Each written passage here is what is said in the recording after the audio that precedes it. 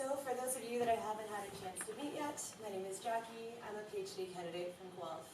I'm also a settler of Polish and Scottish ancestry, and I'm incredibly honored to have been here today and to be part of the symposium for the last 2 days, to be able to learn from all of you.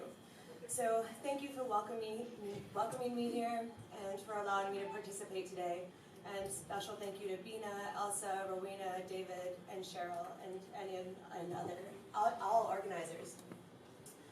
My work very broadly looks at climate change adaptation and the powerful ways we can respond to and listen to the earth when we respect Indigenous knowledges at the local level of policymaking in what is termed adaptation or adaptation strategies in European logics. The very beginning of this thought process and my interest has been centered on the interrelationship between colonization, capitalism, and climate change. This kind of contextualization for me has been necessary in informing my consideration of prospective policies and policy making around climate change broadly. So when we begin to trace anthropomorphic or human-caused climate change, we usually point to the Industrial Revolution as demarcating a clear shift. So before the revolution, global concentrations of carbon dioxide hovered around 280 parts per million to about 300 parts per million. Then, as we all know, we saw massive shifts away from agriculturally based cultures and societies and civilizations, and the development of several technological innovations and supposed steps forward, like factory production, forestry, and the like. The revolution simultaneously accelerated the pace of colonization as colonizers looked for new resources of raw materials, new spaces to own or commodify, and new places to invest capital, all processes which were dependent on the expropriation of indigenous lands in support of the capitalist enterprise. These efforts largely reflect the colonial mindset, which sees the earth as a frontier of conquest rather than as our home. And importantly, when we frame the earth as something exploitable and very much separate from our own identities, we develop irresponsible and exploitive relations with the earth. And we can see several impacts of this exploitation. One way we commonly measure is a significant increase in carbon dioxide levels, where we now see CO2 parts per million exceeding 450 by 2020, and importantly, potentially reaching over 750 by the year 2100. So 500 parts per million has been noted as a critical level, wherein we're likely to surpass 3 degrees of warming globally with significant and wide-ranging impacts. These include sea level rises, the melting of our ice caps and permafrost, extreme weather events, and pressures on our social, political, economic, and spiritual systems. Our current rates, which are measured by the Earth System Research Laboratory Global Monitoring Division, are showing significant atmospheric change just now. So last week, the observatory, which is located in the central Pacific of the Pacific Ocean, measured a weekly value of 409 parts per million, which reflects an incremental growth from last year, but a significant increase from the weekly value just 10 years ago of 385. So a clear increase is notable and observable, with our theoretical impact, our impacts well theorized on the Earth, her systems, and our systems. But beyond that, the types of warming that we're experiencing, and at this point on our way to experiencing, only broadens the frontier of conquest. So when we look at Arctic sea ice melt, we can see the private actors and states clamoring for ownership of new routes, as well as new sources of hydrocarbons, which were previously unobtainable due to high extraction costs and the sheer physical impracticability of access. Accessing, processing, and using these resources will in turn create more GHG emissions. This process, which is termed accumulation by degradation, sees the geophysical changes of climate change as altering the natural properties of the territory, thus raising new opportunities for rent-seeking and production strategies that will sharpen and deflect the general ecological contradiction. And so finally, another impact, which is something I aim to foreground in my work, in my understanding of the environment and our prospective environmental policies, are the ways in which climatic changes further settler colonial efforts to disrupt and eliminate indigenous eco-social relations, and in turn perpetuate colonial ecological violences. So, as we know, this violence is one that has existed from the outset of colonization, through the rendering of indigenous homelands into settler homelands, and the deforestation of lands, draining of wetlands, and the unintentional and intentional decimation of animal and human life. These processes are ones which, as was highlighted in our discussions yesterday, continue to be perpetrated through our boundary making, and which disrupt our relations with the earth and those who are in relation with it. Some have also highlighted how these ecological shifts have impacted and at times undermined indigenous knowledge systems and altered the capacity of some people to respond to the earth's shifts as they rapidly increase in both speed and intensity. So when we look at the web between capitalist expansion, colonialism, and climate change, we see an intimate cyclical relationship emerge that perpetrates what is a global and a borderless problem, and one which especially impacts some indigenous peoples globally. So while my current work focuses on local level adaptation strategies, I got to wondering a little further about how indigenous sovereignty is respected within mitigation schemes, or those which seek to limit greenhouse gas emissions. Most specifically in this paper, I looked at geoengineering technologies. So just really briefly, geoengineering is not new, and as I'll touch on a little bit later, it is certainly not Western-based, as literature often represents it to be. But geoengineering processes are broad sets of methods and technologies operating on a large scale, which aim to deliberately alter the climate system in order to alleviate the impacts of climate change. Literature largely splits these into two different groups. So we have greenhouse gas removal techniques on one hand, which range anywhere from reforestation and ocean fertilization, and on the other, solar radiation management, which are approaches to facilitate global cooling through reflecting sunlight through various techniques, which range anywhere from increasing the reflectivity of clouds to whitening roofs. These technologies have increasingly become the focus of policymaking and of the international community. But interestingly, while one key example that we point to of geoengineering and that we often discuss was both undertaken by and through the support of an indigenous community and an indigenous-run corporation in present-day Canada, specifically the Haida Salmon Restoration Corporation, indigenous scholars such as Kyle White point to the fact that indigenous voices have largely been structured as outside of this policy discussion.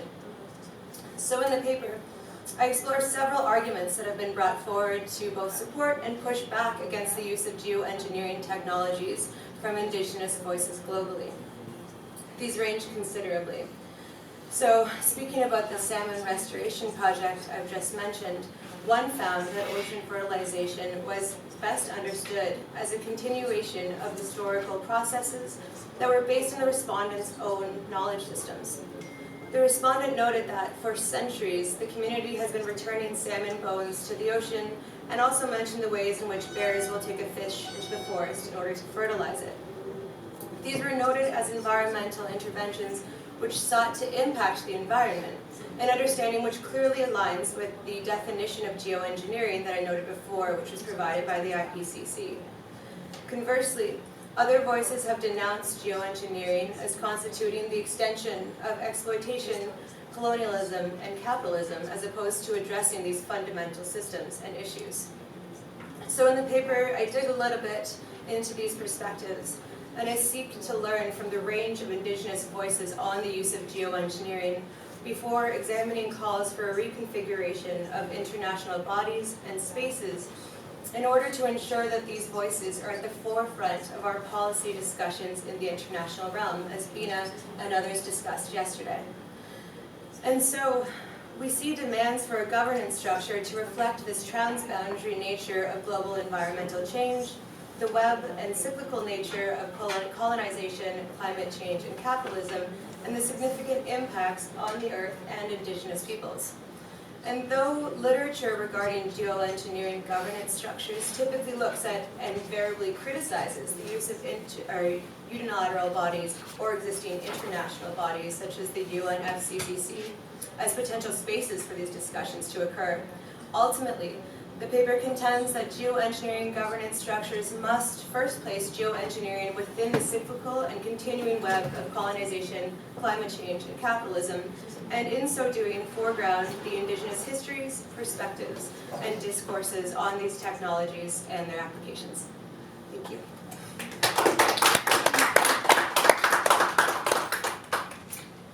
Thank you very much.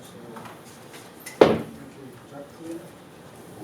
Thank you, Jacqueline. That was really powerful and informative. I think I should now give time to Brian. Sure. Yeah, so perhaps I'll just start by echoing Jackie's comments and just say how grateful I am to be here and how appreciative I am to the organizers. So the paper I've written for the conference is actually a working paper that I've had hanging around for the past few months that I've been meaning to revisit. So the paper, which I've written in collaboration with a few colleagues, is interested in exploring the relationship between digital technology and self-determination. In particular, looking at how scholars can understand the ways in which digital technology can be theorized as contributing to Indigenous self-determination within and across the borders of settler states. So the paper comes out of a now concluded research project called the First Nations Digital Democracy Project, which was funded by the Social Sciences and Humanities Research Council of Canada. So very broadly, the project looked at the adoption of digital technology by Indigenous communities located within the borders of Canada. In particular, the project has worked with First Nation partners to understand their experiences with the adoption of online voting technology for various types of community votes. So the work, importantly here, is guided by a community-based participatory research approach. So here the focus was really on overcoming some of the power inequities that exist between academic researchers and Indigenous communities through the development of research partnerships which promote empowerment, inclusivity, and ultimately respect. So I've been very, very fortunate as a settler scholar of European ancestry to be able to visit and be welcomed into many different First Nation communities, ultimately to learn about and assist them with their deployments of online voting. So the photo that's up here on the slide is actually from one of our research trips to Tsuut'ina Nation, which is just south of Calgary, Alberta, in sort of Western Canada. So that's myself, my colleague Liam and Nicole, at our makeshift polling booth, and we're all wearing our project t-shirts. So I was very fortunate to spend a lot of time working in communities. So the context for the research on the role of technology in First Nation governance is set against a historical backdrop of settler colonialism. So Canada has a very long, very violent history of imposing paternalistic legislation designed to subvert and destabilize complex systems of Indigenous governance. This history has left many First Nation communities in a position of dependency, where they face a slew of social, economic, political, and legal inequalities. And so as of today, most First Nation communities continue to operate under the provisions of Canada's Indian Act, which, as I'm sure some of you know, is a highly racist and oppressive colonial legal framework intended to limit the power and authority of First Nation governments within their communities. So there's been a number of steps taken over the last 3 decades by First Nation leaders and the federal government to scale back and reform some of these aspects of the Indian Act to provide First Nation communities with greater legal and political jurisdiction. And one of the issues that we note with the academic research around some of this is it tends to focus on intergovernmental negotiations while ignoring some of the more practical and community level strategies being taken by Indigenous communities to enhance their governance capacity. So one set of strategies, one set of community level strategies that have begun to be documented in the literature is the deployment of digital technologies. So actually I think David touched on quite a bit of those in his presentation. But largely research in this vein is focused on the use of technology to improve governance and service delivery in areas such as health and social housing, community heritage initiatives, education, and economic development. So engaging with this literature and partnering with the communities, we've learned quite a bit about the role of online voting in First Nation politics. So there's three sort of key research findings that I'll highlight for you. The first is that for many of the communities that we've worked with, online voting and other digital innovations are being considered as part of a broader process or broader steps towards modernizing community institutions and governance so that they better connect with the lived experiences of their members. We've also found that online voting contributes to a greater sense of community connectedness through encouraging participation in on-reserve governance. So this is especially the case for off-reserve voters who have traditionally found it quite difficult to be involved and engaged in community affairs. And third, we've also found that online voting has been a key tool for expanding the governance capacity of First Nations by allowing them to better consult with their members and ratify community legislation. And so it's this latter finding that I think we're trying to dig into a little bit more deeply in this paper. And specifically, we're trying to connect the findings of our project to better understand how scholars might conceptualize the relationship between digital technology and Indigenous self-determination on a broader level.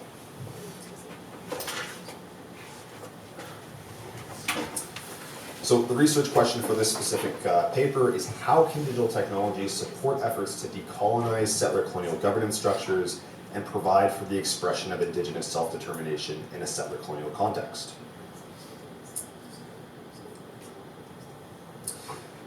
And so what we end up arguing in this paper in response to this question is that digital technology is not a straightforward mechanism or pathway towards the realization of Indigenous self-determination or decolonization. Rather, despite desired outcomes, deployments of digital technology within a settler colonial context may instead work to reify the very power structures against which Indigenous communities seek to push back against. And I'll explain how I got to this argument in the remainder of the presentation. But essentially what we're trying to do is critique existing conceptions of the relationship between digital technology and Indigenous governance by focusing on the ways in which settler colonial power structures can on a practical level be amended and rolled back while still structurally maintained or solidified through reifying settler colonial configurations of jurisdiction, governance, and territoriality.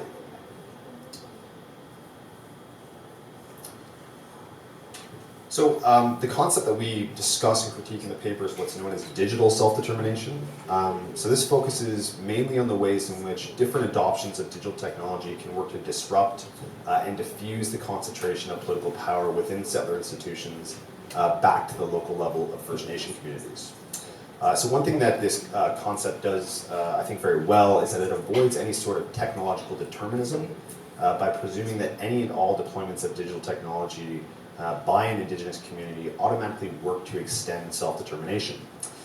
Instead, it's important that we understand technology as being nested within a dialectic between Indigenous self-determination and settler colonialism, where technology can also work to reinforce rather than diffuse settler hierarchies of power.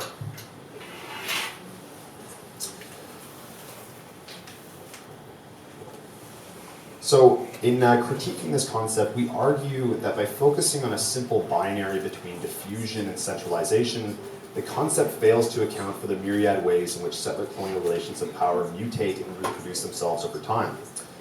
More specifically, we argue that the concept does not consider how the decentralization of governance jurisdiction and decision-making vis-a-vis digital governance can at the same time function to consolidate governance models that suppress or limit Indigenous self-determination and nationhood. So we've developed this argument against a study of the development and ratification of First Nation land codes. So I'll just give you a very brief background here. First Nation land codes are essentially legislative opportunities that have been created for First Nations to opt out of sections of the Indian Act. So under what's known as the First Nation Land Management Act, First Nations who choose to are able to opt out of up to 32 sections, roughly 25% of the Indian Act's provisions, and replace them with their own custom land code. So essentially what a land code does, if enacted, is that it removes federal oversight from the management of reserve land. So land codes, in effect, provide First Nations with direct jurisdiction and governance capacity to make decisions over their reserve lands. So with a land code, First Nations are able to do such things as lease reserve land for economic development without the need for the approval from the federal government. Importantly as well, they're able to collect tax revenue without a portion of that revenue going to the federal government. And they're also able to design their own conservation and environmental regulations to protect their reserve lands. And so where the online voting component comes into play with this is that First Nations are required to hold a ratification vote amongst their members to approve their land codes. And so this can be a very difficult and daunting challenge for many communities, especially those that have a large proportion of their members residing off reserve. So online voting in this context has become a key tool to allow First Nations to reach participation quorums necessary to successfully ratify the legislation they've developed. And so thinking about the use of online voting in these land code ratification votes, I think there's a number of ways in which we might consider these uses as being a positive case of digital self-determination. So first off, our researchers found that online voting helps to increase perceptions of trust and legitimacy towards elected leaders and staff in communities over the course of ratification votes. By virtue of engaging members, online voting has created more trusting and reciprocal relationships between elected officials and members. We've also found that online voting has the largest uptake amongst off-reserve voters. So in many ways, online voting has helped to create new digital participatory pathways for members of First Nation communities who have, because of colonialism, become disenfranchised or disconnected from the affairs of their communities. And finally, and perhaps most importantly, in encouraging participation and engagement, online voting has helped First Nations to successfully ratify their land codes and assume greater lawmaking capacity and jurisdiction over their communities.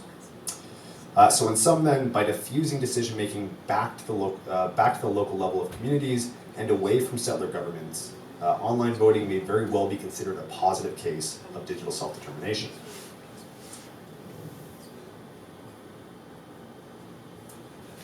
However, there's another way to look at self-determination in the context of land code votes. I think from a structural perspective, the contribution of online voting to consolidate decision-making and jurisdiction at the community level might also be thought of as reifying or legitimating government structures and configurations of territorial power forged under settler colonialism. So there's a few things we might think of here. First, while online voting has the capacity to revitalize membership and political engagement, it's worth asking how the strengthening of citizenship regimes within settler-imposed government models impacts the larger goals of revitalizing Indigenous nationhood and relationships beyond the structures of the settler state. An additional concern is that by making participation within imposed systems of governance more convenient and responsive, online voting may be working to make structural processes of political dispossession and truncated forms of sovereignty more palatable for Indigenous communities and individuals. And second, online voting in the context of ratification votes might also be thought of as feeding into longer-term processes directed towards the end goal of municipalizing First Nation governance. So while land codes expand and extend the jurisdiction of First Nation governments within their communities, really what they're doing is downloading federal authority to ban council governance. So this does little to extend jurisdiction horizontally over lands outside the narrow confines of reserves. And so this confinement of Indigenous authority to reserve lands, I think, is fully consistent with the Canadian settler colonial project of domesticating, subordinating, and ultimately erasing Indigenous territorial sovereignty. So what we're suggesting is that two seemingly dichotomous phenomena coexist when analyzing online voting through our framework. On the one hand, online voting may contribute towards more community-focused decision-making and even empower communities to make decisions. I'm just about to wrap up. Communities make decisions they otherwise would not be able to make. At the same time, it can also contribute to the reification of structural power that provides Indigenous peoples a truncated form of self-government by disempowering modes of governance which center Indigenous sovereignty, nationhood, legal systems, and the rebuilding of relationships outside the parameters of the state. In conclusion, we think that to fully understand the full scope of digital self-determination as an academic concept, we have to consider these multiple layers. And in particular, thinking about questions of territory, jurisdiction, and borders, whether those be internal or external, provides insight into important components of the relationship between digital technology and self-determination that so far haven't been considered in academic research. Anyways, thank you very much.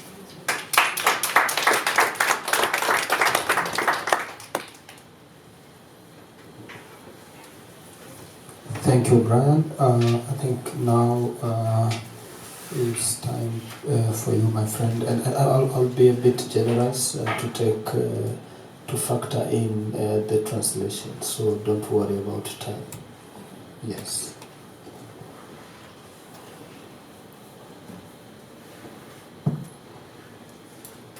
Buenas tardes. Primero quiero agradecer por la oportunidad de estar aquí. First, I'd like to thank you all for the opportunity of being here. Yo soy quichua otavalo, eso significa que vengo de la zona andina de Ecuador. I come from the Andean region of Ecuador. Pero en esta ocasión quiero hablarles de un pueblo que está ubicado en la frontera entre Ecuador y Colombia. But I'm taking this opportunity to talk about another indigenous peoples who live in between the border of Ecuador and Colombia. Esto se debe a que hace más o menos unos 10 años, en colaboración con una investigadora también quichua, hicimos varias visitas a la zona del pueblo Aicofán en la Amazonía ecuatoriana. This comes from research I did for 10 years in collaboration with another Quechua scholar studying this region of Ecuador. Intentábamos conocer cuáles eran las implicaciones del conflicto armado colombiano con las prácticas culturales del pueblo Aicofán. Our research concerns how current Colombian kind of situations around violence impacted the ability for indigenous peoples to practice their culture and traditions. Este documento, esta investigación estaba financiada por el Estado ecuatoriano, pero cuando vio el primer documento oficial, no estuvo interesado en seguir financiando la investigación. The investigation I did with my colleague was initially funded by the Ecuadorian government, but when they saw the first draft of what we came up with, they were no longer interested in funding our research. Entonces, siendo esta la oportunidad para contarles lo que vi hace 10 años, pues les agradezco mucho que se pueda hacer esto con gente que está interesada en temas que nos interesan a los pueblos indígenas. Because of this disinterest, I really do appreciate the fact that I am now able to relate to you the research I did with this collaborator 10 years ago, and that I'm able to do it with an audience who is interested in the strife of these people.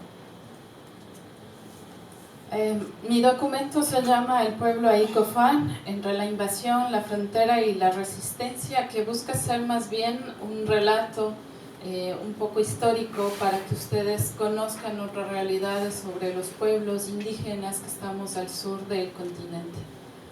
My paper is titled The Aicofán People, and in between invasion, borders, and resistance. And the beginning of it is going to be very historical because I have to establish a context in order to talk about my findings. En el Ecuador existen 8 pueblos indígenas que se encuentran atravesados por las fronteras internacionales con Colombia y Perú. Estos pueblos fronterizos viven situaciones similares, sobre todo afrontan el olvido y descuido del Estado. Históricamente han sentido la presión de las empresas extractivas interesadas en sus territorios y son quienes han tenido que vivir los efectos de la implementación de las fronteras internacionales. En esta ocasión quiero hablar del pueblo Aicofán, ubicado en el nororiente del Ecuador, en la provincia amazónica fronteriza de Sucumbíos, que limita con Colombia.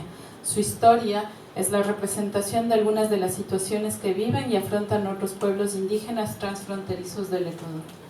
In Ecuador, there are currently 8 indigenous groups that find themselves situated across the Colombian and Peru international borders. The indigenous people located along these borders live in similar situations. Historically, they have all been pressured by extractive companies in their territories, but above all, they all face abandonment and neglect from the state and pressure from extractive companies interested in their territories. These peoples are the ones that have had to live with the effects of the implementation of international borders. On this occasion, I want to talk about the Aicofan people, native to the Socumbios province of northeastern Ecuador and to southern Colombia. Their history represents some of the situations that cross-border indigenous populations are currently facing in Ecuador. La región amazónica fue considerada mucho tiempo como un territorio inhóspito, llena de vegetación, animales y salvajes que impedían el ingreso de la civilización. En lo que hoy es la Amazonía ecuatoriana, la historia nos relata las anécdotas de diferentes expediciones realizadas durante la época de la colonia. Los exploradores se veían abrumados por la inmensidad de sus ríos y territorios, además del clima sofocante que los agobiaba.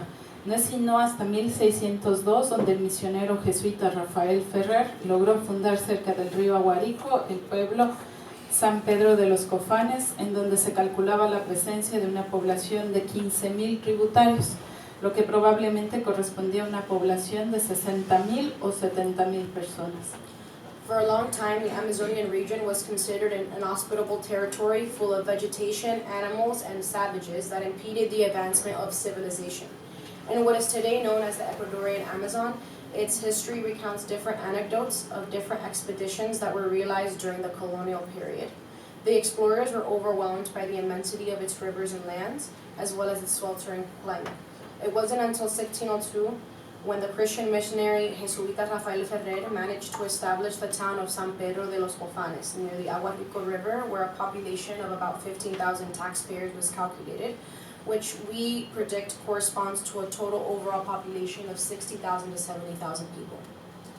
La intención de los misioneros era establecer un territorio de apertura a las futuras expediciones y procesos colonizadores, por lo que fundaron este asentamiento, una sede de ingreso para el gobernador, los capitanes, soldados y encomenderos. En 1611 los Aicofan mataron al padre Ferrer por permitir la ocupación española, y para 1750 San Pedro ya era un lugar en ruinas. Por casi 2 siglos los Aicofan desaparecieron de la historia. Ningún documento hasta el momento da información de lo que sucedió con esta población durante todo este tiempo. The missionaries' intentions were to establish a welcoming territory for future expeditions and colonization processes to provide a seat of entry for the governor, captains, soldiers, and encomenderos. In 1611, the Aicofan people killed Father Ferrer for allowing Spanish occupation, and by 1715, San Pedro was a place in ruins. For almost 2 centuries after, the Aicofan people disappeared from history. At the time of me giving this speech, no document so far gives us information about what happened with the aforementioned populations all this time. Es hasta inicios del siglo XX que los misioneros capuchinos reencuentran a los Aicofan, principalmente asentados en la cabecera del río San Miguel y en el río Aguarico, refugios que durante varias décadas evitaron las rutas de los colonizadores y comerciantes. En 1914 el gobierno colombiano solicitó a la Iglesia su intervención en este territorio. Es así que se reúne al pueblo Aicofan de los sectores de Aguarico, San Miguel y Guamués en un solo espacio llamado Teteyé, sitio construido para facilitar su evangelización y educación. De esta manera se intentó desarticular las grandes familias y establecer la conformación de viviendas unifamiliares, así como romper con el nomadismo del pueblo Aicofan, quienes se movían en las franjas aledañas a los ríos San Miguel, Cuyabeno y Sábalo. Esta concentración obligatoria en un solo espacio trajo consigo graves repercusiones en la organización social, en los conocimientos científicos del pueblo ahí, en su arquitectura, cosmovisión y cultura. Así también, para 1923, una peste aguda de sarampión afectó este asentamiento, lo que provocó que el pueblo Aicofan desocupara el poblado y buscara nuevamente el aislamiento, tratando de evitar a los comerciantes colombianos y misioneros que surcaban los ríos. It is until the 20th century that the Capuchin missionaries rediscovered the Aicofan people, who were mainly settled at the head of the San Miguel River and Aguarico River, shelters that for decades managed to avoid the routes of colonizers and merchants. In 1914, the Colombian government asked the church for their intervention in this territory. Because of this, the Aicofan people from the Aguarico, San Miguel, and Guamués sectors were gathered up in a single space called Teteye, a site built to facilitate their evangelization and education. This was an attempt to dismantle large family structures and establish single-family homes, as well as break the nomadism of the Aicofan people who migrated and lived along the fringes adjacent to the San Miguel, Cuyabeno, and Sabalo rivers. This obligatory gathering in a single space, brought serious repercussions in the social organization, scientific knowledge, architecture, worldview, and culture of the Ai people. Likewise, by 1923, an acute measles plague affected this settlement, which caused the Aicofan people to vacate the town and go back into isolation in order to avoid the colonizers and settlers that were rapidly invading it. En esta misma época, la llegada de los caucheros a la zona afectó también la vida de los cofanes, aunque con menor impacto que otras comunidades al sur de la Amazonía. Los caucheros reclutaban a las poblaciones indígenas de la zona para realizar el trabajo de extracción de resina, creando un dominio sobre sus territorios y obligándolos a desplazarse y a concentrarse en determinados espacios para forzarlos a trabajar. Ya en esta época, la población Aicofan se encontraba gravemente diezmada por las enfermedades, los trabajos forzosos y los desplazamientos forzados. During this period, the arrival of rubber entrepreneurs in the area affected the lives of the Kofan people, albeit with less impact than other communities south of the Amazon. The rubber entrepreneurs recruited the indigenous populations of the area to carry out extraction work, thus asserting their control over these territories, displacing and forcing them to concentrate in predetermined spaces for them to work. By this time, the Aicofan people was severely decimated by disease, compulsory labor, and forced displacement. En 1960, el presidente del Ecuador firmó un convenio con el Instituto Lingüístico de Verano para que evangelizaran a los pueblos amazónicos. Este instituto llegó a los asentamientos del pueblo Aicofan, en donde ya se contabilizaban para la época 300 personas. Su interés sobre todo era aprender el ayangué, el idioma de los cofanes, y evangelizar a sus pobladores. La presencia de este instituto volvió a modificar la estructura social y organización tradicional de las comunidades ahí, pues centralizaron los asentamientos cofanes, deslegitimaron sus creencias religiosas y buscaron extirpar la práctica del chamanismo y la toma de la ayahuasca o yagé. Hasta 1982, el Instituto Lingüístico de Verano también se encargó de la construcción de pistas de aterrizaje para avionetas y caminos de ingreso a estos territorios. In 1960, the president of Ecuador signed an agreement with the Summer Institute of Linguistics to evangelize the Amazonian peoples. The institute reached the settlements of the Aicofan people, where only 300 people were counted. Their interest, above all else, was to learn the language to evangelize its inhabitants. The presence of the institute modified the traditional social structure and organization of the Ai communities, as they centralized the Kofan settlements, delegitimized their religious beliefs, and sought to remove the practice of shamanism and the taking of ayahuasca or yagé. Additionally, the ILV was also responsible for the construction of airstrips and airplanes and entry roads to the territories until 1982. Para 1967, el gobierno ecuatoriano promovió el ingreso de empresas petroleras a la Amazonía Norte. Las exploraciones se iniciaron en territorios pertenecientes al pueblo Aicofan, sin ningún tipo de acercamiento previo, sin ninguna consulta previa. Se construyeron carreteras y se dirigieron pruebas sísmicas, y luego se procedió a la extracción de petróleo en la zona. Estas primeras exploraciones trajeron consigo la apertura de nuevas carreteras, la llegada de misioneros, comerciantes militares y otros grupos indígenas en búsqueda de nuevos territorios. El Estado ecuatoriano llamó a la población mestiza de otras provincias a colonizar las tierras baldías de la Amazonía, por lo que se entregaron financiamientos y préstamos agrícolas. Todo este territorio histórico donde habitaban los Aicofan fue dividido y fragmentado, por lo que sus pobladores se agruparon en pocos espacios que les mantenían alejados de la civilización, convirtiéndose en una especie de refugios. Again, by 1967, the Ecuadorian government promoted the entry of oil companies to the northern Amazon. These explorations began in territories belonging to the Aicofan people. Without any prior approach or consultation, roads began to be built and seismic tests were conducted in order to prepare for the oil extraction that was later carried out in this area.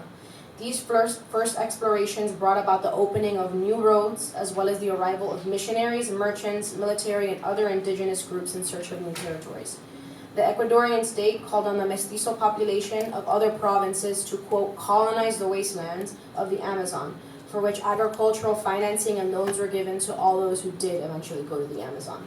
All this historical territory where the Aicofan lived was divided and fragmented so that its inhabitants would be forcibly grouped in the few spaces that kept them away from civilization, becoming a sort of refuge for the people.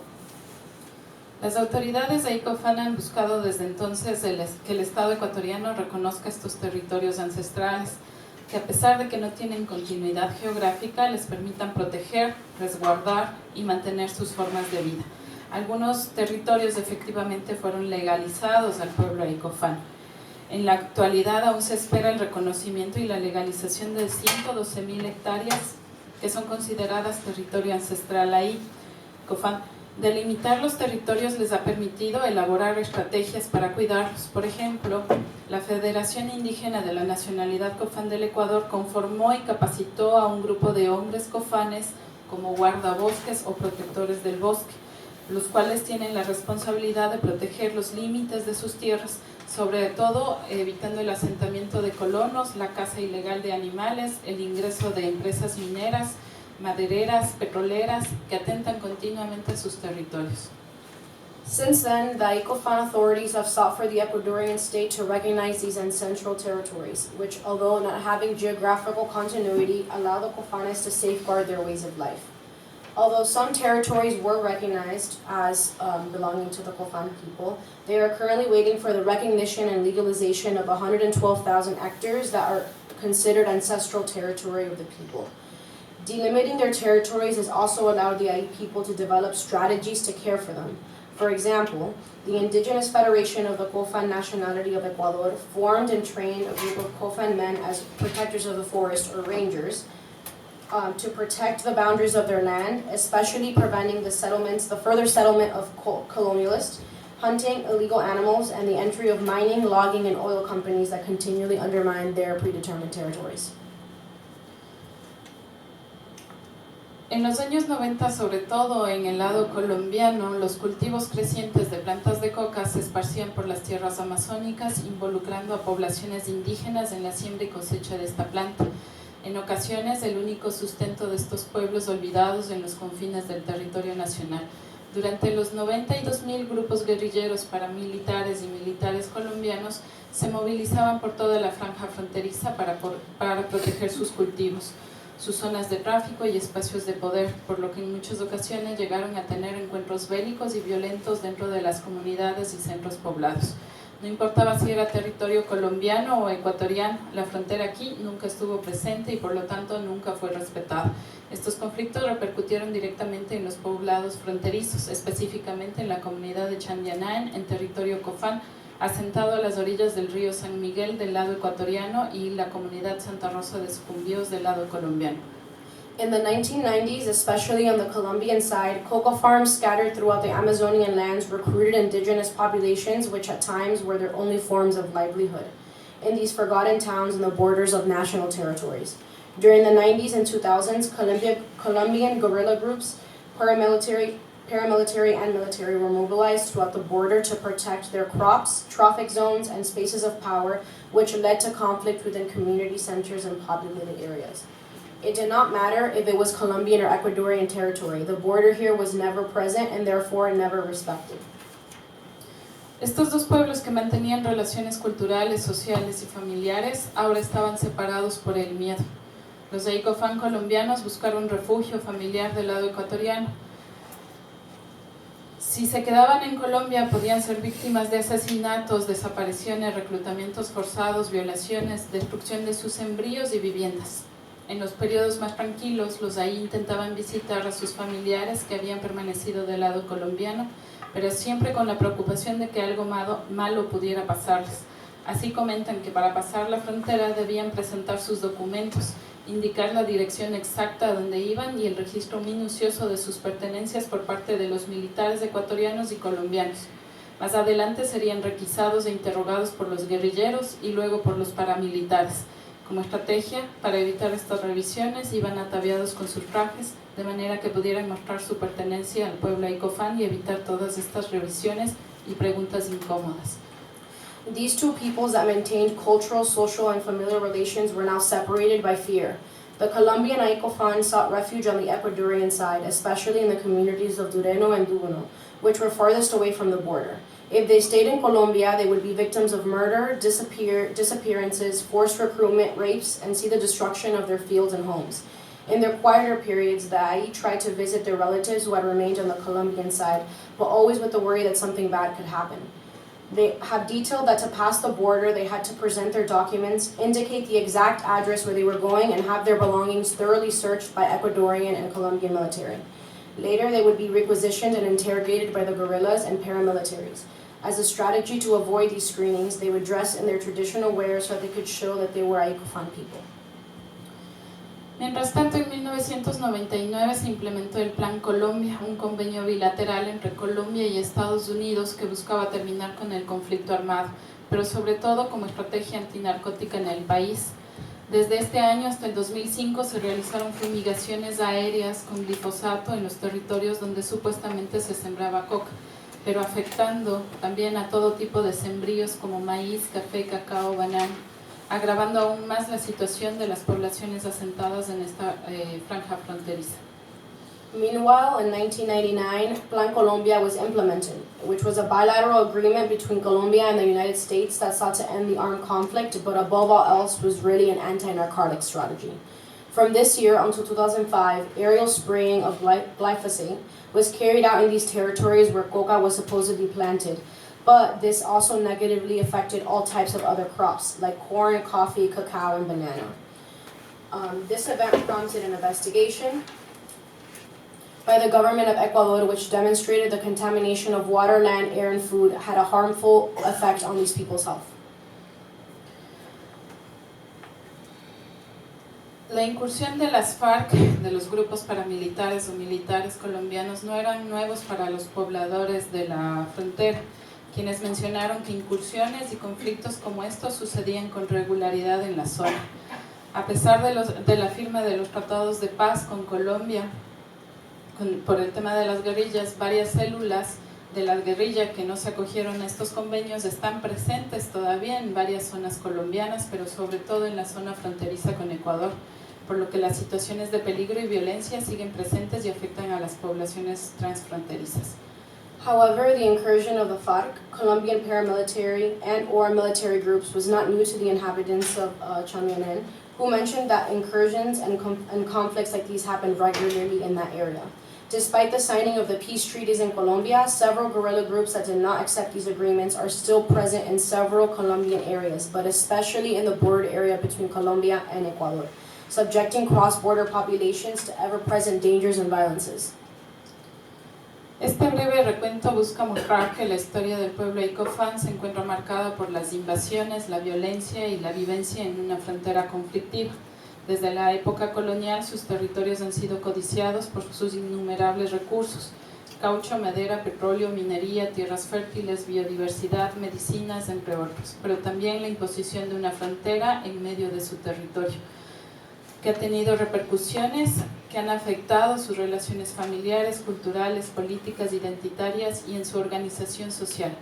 Frente a estas diversas y complejas situaciones, el pueblo Aicofan ha construido varias estrategias. This brief account seeks to show that the history of the Aicofan people is marked by invasions, violence, and the imposition of a conflictive border. Since colonial times, their territories have been coveted and exploited for their countless resources, like rubber, wood, oil, mining, fertile lands, biodiversity, and medicine. However, beyond the material effects that the imposition of a border causes, which rest in it also has affected their familial traditions, cultural practices, political autonomy, identity formation, and their overall social organization. Confronted with these diverse and complicated situations, the Aicofan peoples have come up with various strategies.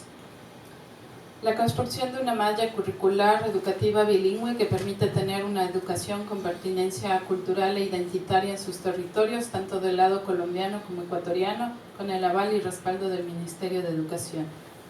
The first is the construction of a culturally relevant bilingual education curriculum that has been endorsed and supported by the Ministry of Education.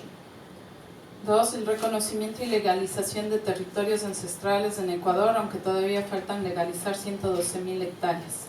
2, the recognition and legalization of ancestral territories in Ecuador, although there are still 112,000 hectares to legalize.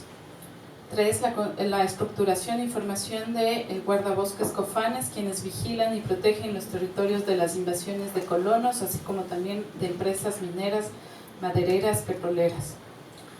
3, the development of structure and training for Cofane Rangers who monitor and protect the territories from settlers as well as mining, logging, and oil companies.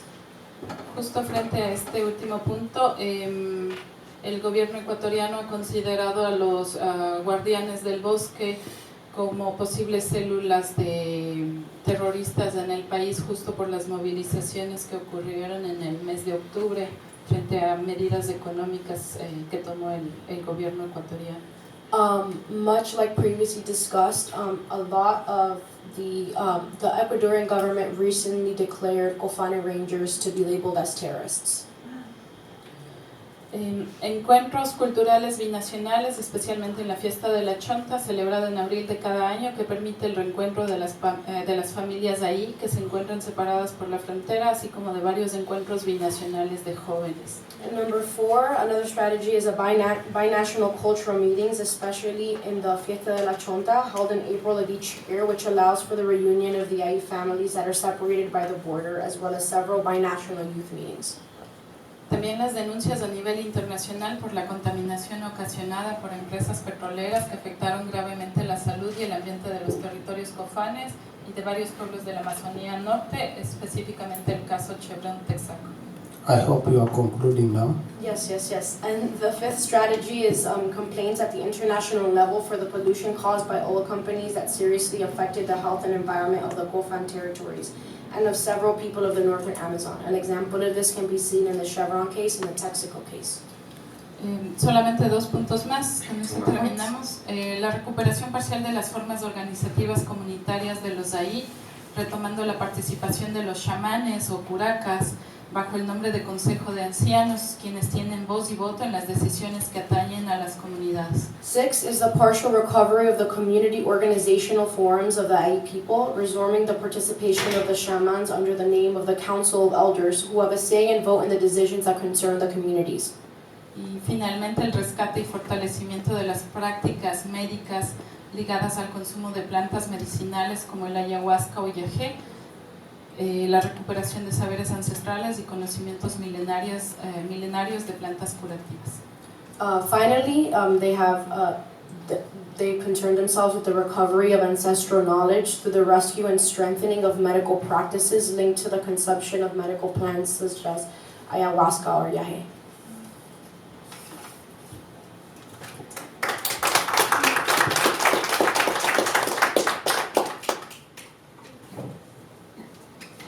Thank you to Maldonado. Colleagues, now it's that precious moment where we open up the floor for your comments. I think you have heard my 3 speakers who have made very important points. I don't want to take more time to repeat what they've said, but it appears some of the concluding remarks that really would be cross-cutting here is the need to reconfigure the spaces within which indigenous peoples operate. And even Maldonado's suggestions for reforms would point towards the same thing, that probably the spaces within which indigenous peoples operate in terms of addressing climate change, in terms of solving border issues that they have not been part in their making, would need to be reconfigured. And with those few remarks, I'm honored to open up the floor for any comments you may have. Yes, we can start from there and then we'll come back to you. Thank you for your wonderful presentation. I would just like to ask you, why were those indigenous guards considered terrorists? That's the first question. And the next question is, in spite of the church trying to have its influence on destroying, indigenous beliefs, how much has survived?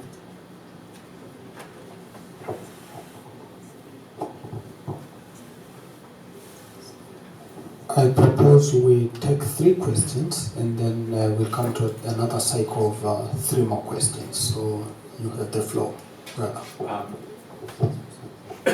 This is for the same speaker. Can you please identify yourself? My name is Brian Ford, and 30 years ago I was doing a PhD here, and at one point I was going to do it on Guatemala and the construction of indigenous identities, and then I realized that I don't even speak one Mayan language, so that that was, my Spanish wasn't too good either. However, one thing I did hold on to was that the main force in writing down and making it and forming dictionaries for indigenous languages came from evangelicals, and this seems to be the same case in here. Usually somehow attached to the military or under military protection. And I just was wondering if you could comment on that. I mean, it has a longer history. I mean, a lot of these people are studying U.S. history of how to treat indigenous peoples here. But I was wondering if you could comment on the connection between the military, and are there any other groups besides evangelicals in the military who are working on the preservation of indigenous languages, at least to the same degree? But it does seem to me a vacuum. It did seem to me then that was a vacuum that was being filled in by other people. Thank you very much. I would like to address this question to Jacqueline and to Brian. I am very interested in, even, it was the first time that I read the term geoengineering when I read it in your presentation, in your title. And it's very interesting that this term that sounds to us like a high-tech advanced term, yet it is something that goes back into indigenous technologies that are not this high-tech in the way we understand it today. So I find this small contradiction a very interesting way that you also bring out and link this colonization, climate change, and capitalism. So if you can talk a little bit more about this terminology, which is in relation to the traditional. And Brian, I would like if you could tell us a little more about how indigenous communities, indigenous peoples who use the technologies for strengthening governance and self-determination, what are the risks of that they have themselves identified, and whether they might be dividing factors culturally in communities? You can address that. Great. Can we start with you?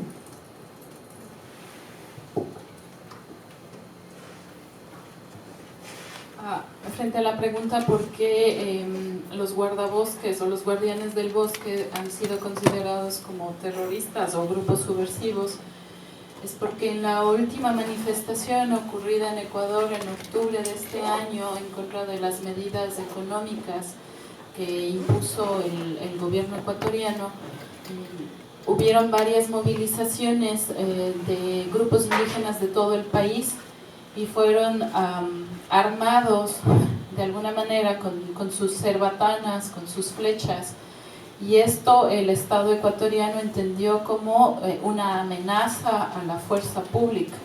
Entonces los nombró como grupos subversivos. So regarding the question of why the gardens are considered terrorists, it goes back to what happened at the last demonstration against the economic measures from the Ecuadorian government.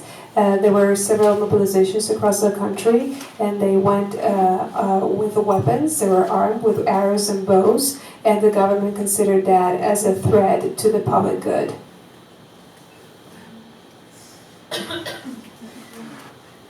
Frente frente a la segunda pregunta, ¿qué ha sobrevivido de las prácticas culturales de los pueblos cofán?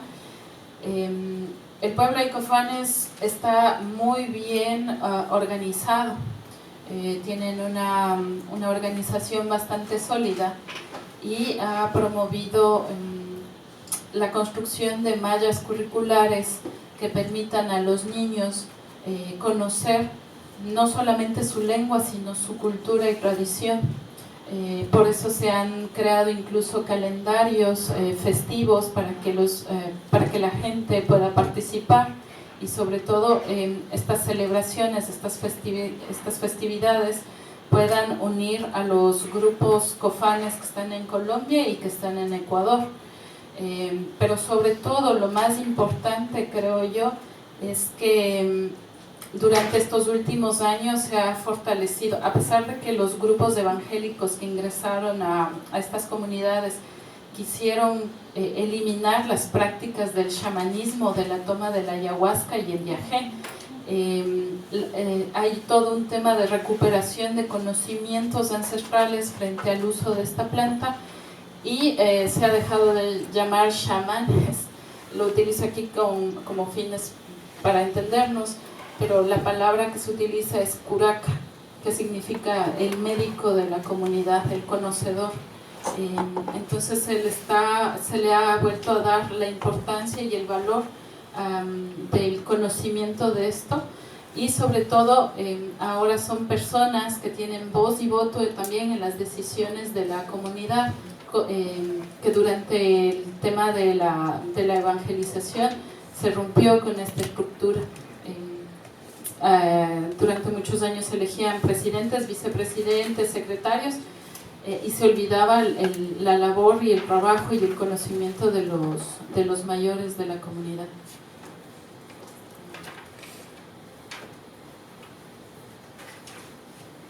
Okay, so regarding the second question of what is left of the culture, the Aikafan are very well, they are very well organized. It's a solid organization which has been able to promote very good study programs, curricular programs that foster language, culture, and traditions. And they also created this calendar with festivities. And the goal of these festivities is to further participation, but also to unite both groups in Colombia and Ecuador.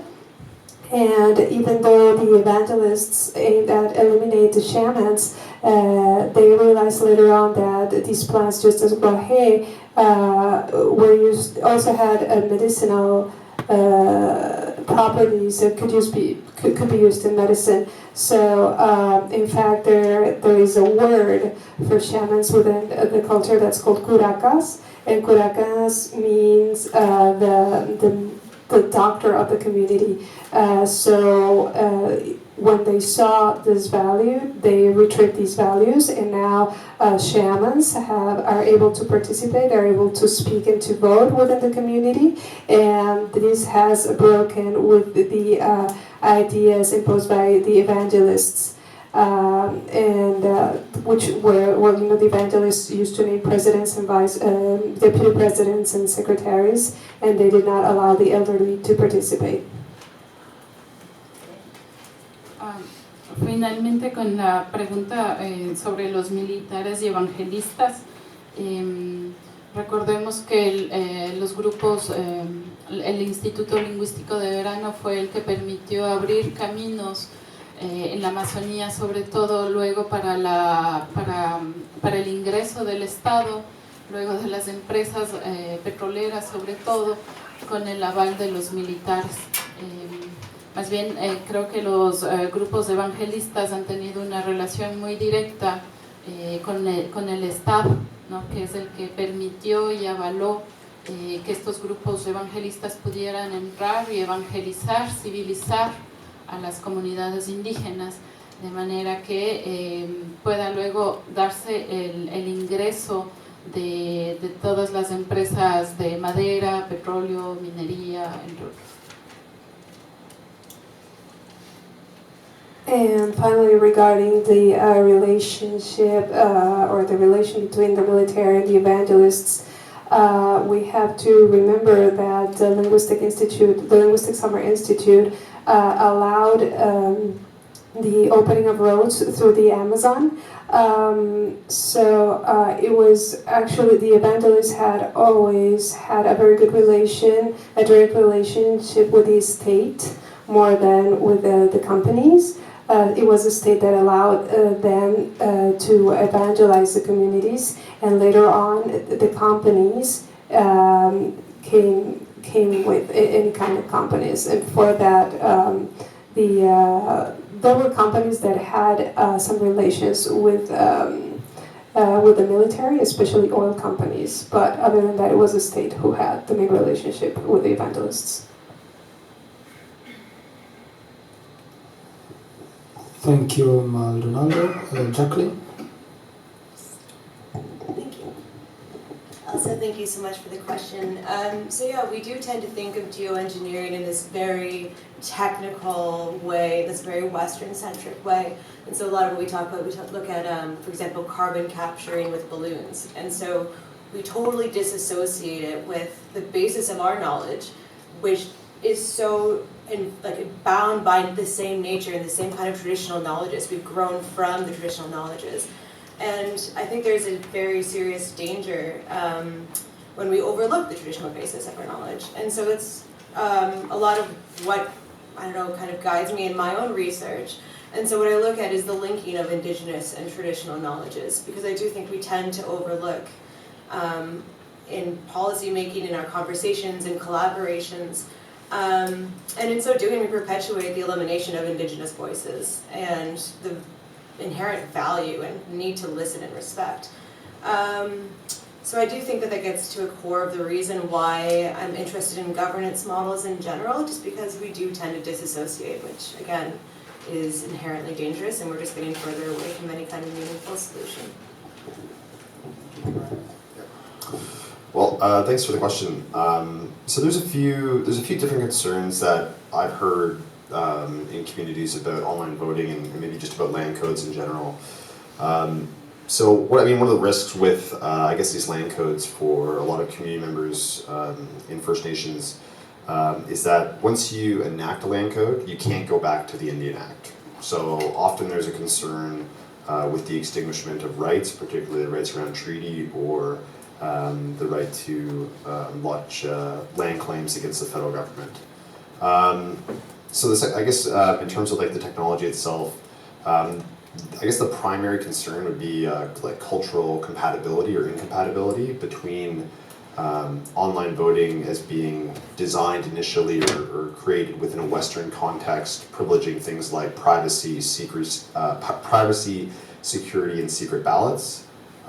So it has been expressed to me, particularly by elders in communities, that these technological innovations might not be consistent with traditional governance practices that are, more rooted around things like dialogue, transparency, and deliberation. So sometimes too, this gets directed, not just at traditional practices, but the types of practices that communities want to actualize going into the future too. So, yeah.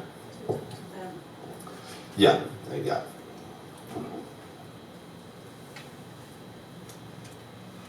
We have 11 minutes, so I think we can take one last round of 3 questions. Yes, Professor.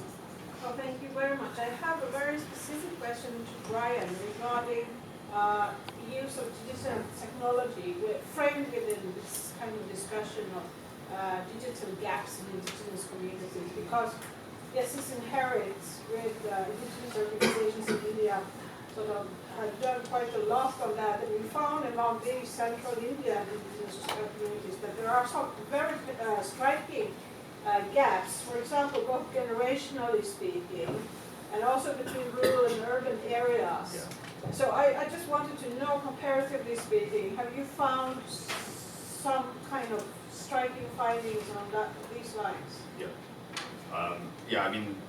Online voting sees most uptake among sort of urban offers or voters who skew younger in terms of age profile, as well as higher income and higher education. So typically, the online voting has been taken out on reserve, or community members that are located perhaps in more rural regions with lower incomes, lower education levels. Christina? That kind of related to the question I wanted to ask you. I'll think about another one to ask for Maldonado. Yo hablo castellano, but for the benefit of everyone here, English. I'm very intrigued with the continuing discussion of evangelical engagement in the region. And since so much of the evangelical movement came from the U.S., the evangelical movement here, it can be very detached there, where I think the communities that meet the evangelicals don't necessarily understand how they act politically in the United States. So, for example, today, with our current administration and President Trump, we find that evangelical political leaders have been major supporters of white nationalist movements and anti-Indigenous movements, either directly or by deliberately not critiquing these things. And so I wonder if there's a sense, maybe not in the grassroots, but if leaders in the communities that you work have this understanding of this larger picture in the U.S. and these movements supporting this, and then taking that attitude in the things that they're doing against the communities. Maldonado, very briefly.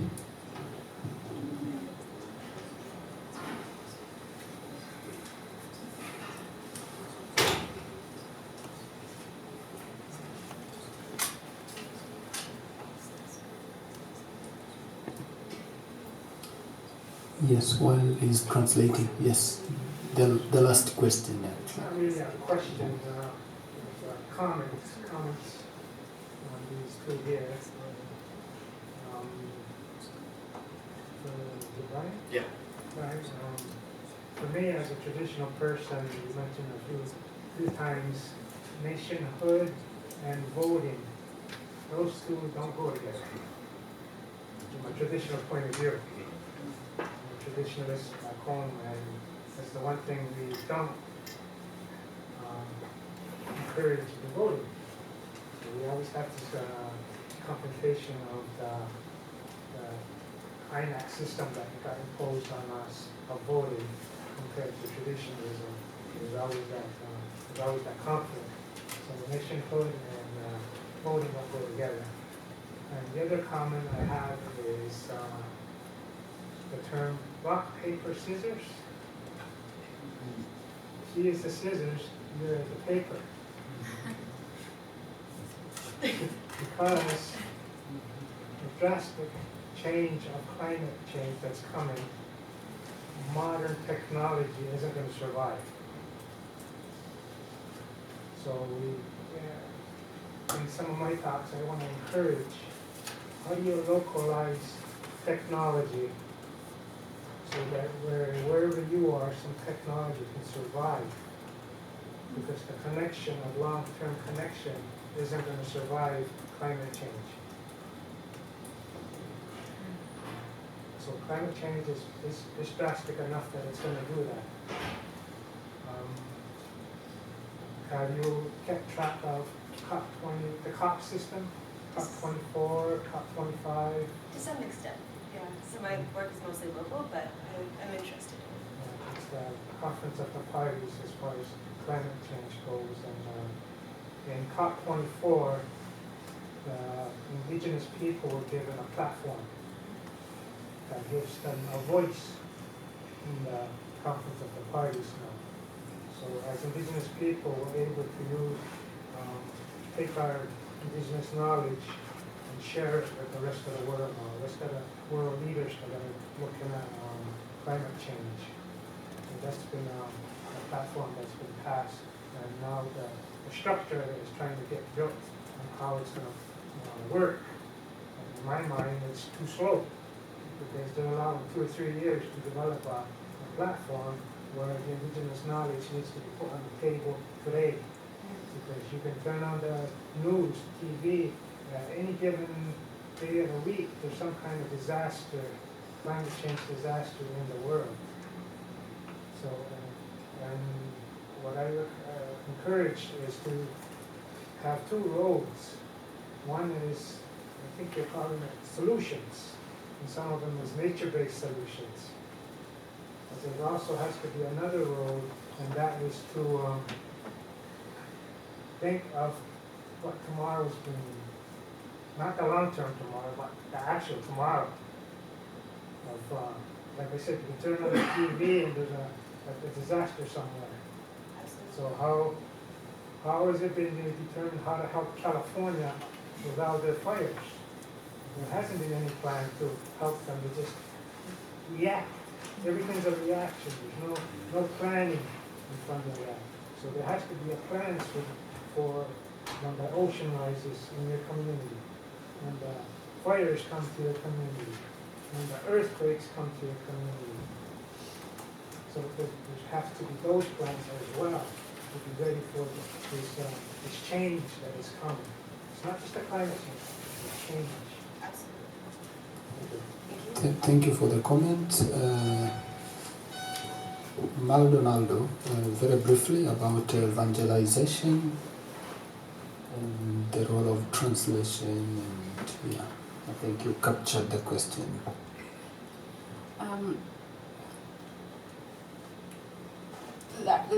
El Instituto Lingüístico de Verano estuvo 22 años en esta comunidad Aicofán. Ha estado en todas las comunidades a las que yo he ido en Amazonía, en todas ha habido presencia del Instituto Lingüístico de Verano, pero en específico en esta comunidad pasó algo interesante, y es que los esposos que fueron a esta comunidad tuvieron un hijo que nació en esta comunidad, y él luego fue reconocido también como Aicofán. No recuerdo el nombre, pero su apellido es Borman. Es un nombre de apellido Borman que tiene voz y voto dentro de la comunidad, y ha creado también un instituto dentro de la comunidad para hablar sobre las temáticas que afectan al pueblo Aicofán. No sé en este caso si la comunidad está como muy consciente de lo que ha implicado realmente la presencia del Instituto Lingüístico de Verano y de los intereses que hay detrás, ¿no? Obviamente en el 82 que salió el Instituto Lingüístico fue por una fuerte presión comunitaria que quiso sacar. Sin embargo, el señor Borman se quedó y ahora es miembro de la comunidad y toma decisiones y consigue proyectos y fondos y cosas por el estilo que, bueno.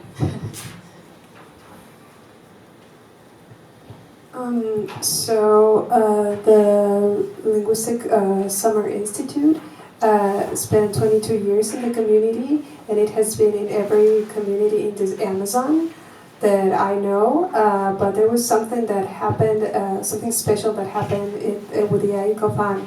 There was this couple, husband and wife, and they had a child within the community, and this child was recognized as an Aicofán. I don't remember his first name, but his family name is Borman. And now, since he's a member, he can participate. And he actually created an institute to address issues that affect the community.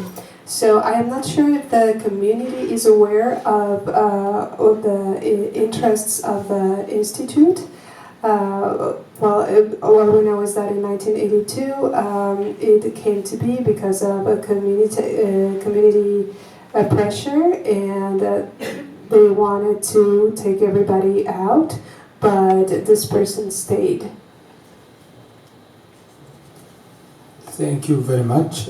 Usually some speakers may have some key takeaways they want us to go home with. So you have 1 minute each in case there's something you forgot to say before I conclude this session. So in terms of bullet points, what are the 2 points you think you forgot to mention?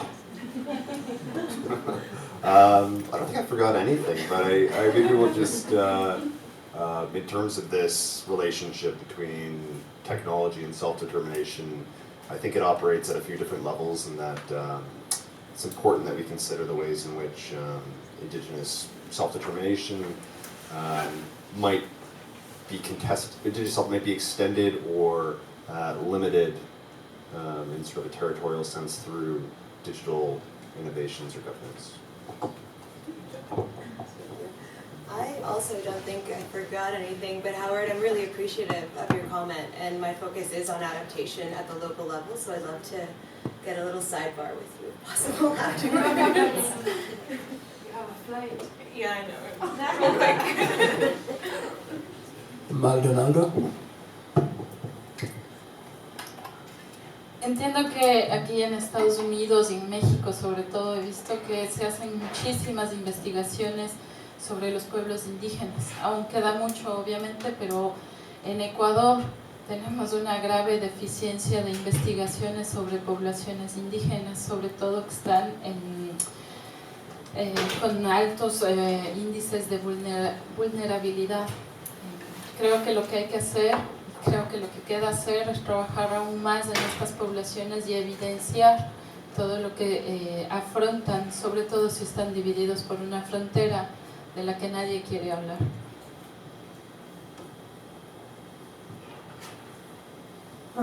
So I understand that in the United States, as well as what I've seen in Mexico, there is a lot of research regarding indigenous peoples. But unfortunately in Ecuador, there is a deficit in research, especially in these populations that are highly vulnerable. There is a lot that's left to do. There should be more work and gather evidence, especially with these populations that are vulnerable and are affected by boundaries and frontiers, anything that divides them. Great, thank you Maldonado for bringing up community voices and combining your long-time research. It's been very informative. I think you've also enjoyed listening to cutting-edge research by our PhD scholars. In fact, their titles sounded very loaded to me, but we have been able to dissect and make it very comprehensible, as Elsa has said. So please, a round of applause to my panelists, and thank you for listening. Thanks very much.